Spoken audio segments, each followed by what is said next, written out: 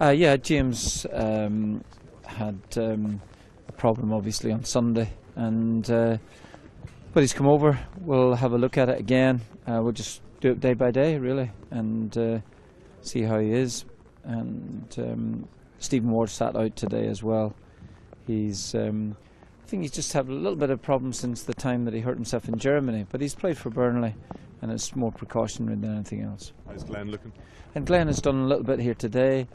Did an extensive workout yesterday at Stoke, and following on today, so he doesn't feel so bad.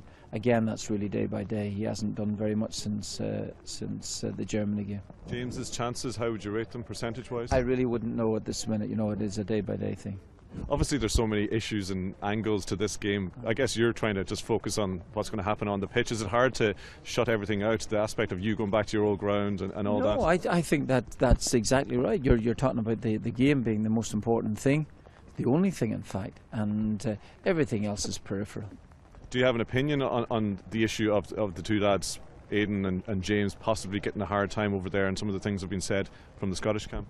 Well, that's their prerogative to do that there, and I suppose any amount of pleading on the other side is not going to prevent anything that may occur. But they are very fine players, and I think they're able to cope with anything that might come their way. Do you share Gordon's view that it's, you know, there's no harm in it, that as long as it's for football reasons, it's okay?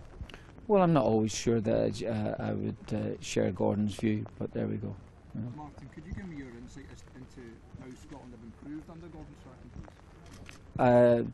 No, why should I? You know, they've done very, very well indeed. He's had a lot of enthusiasm to them, and a lot more besides. But good personality, and they seem to be thriving under him. I think that's exactly right. We do have confidence, and that big result against Germany, scoring in the last minute of the game, taking the game to them in the last 20-odd minutes of the match when we went a goal behind, I think it's given the boys plenty of confidence. So we're doing that. You know, it's great to be going into the game with that confidence. But the Scotland, this is a tough game for us. Very tough. Just the fact that Stephen Keane, he's actually played at right-back so many times. I think that's maybe been forgotten. People are talking about maybe his effective by doing that kind of stuff. I agree with you. Yeah, absolutely. You know,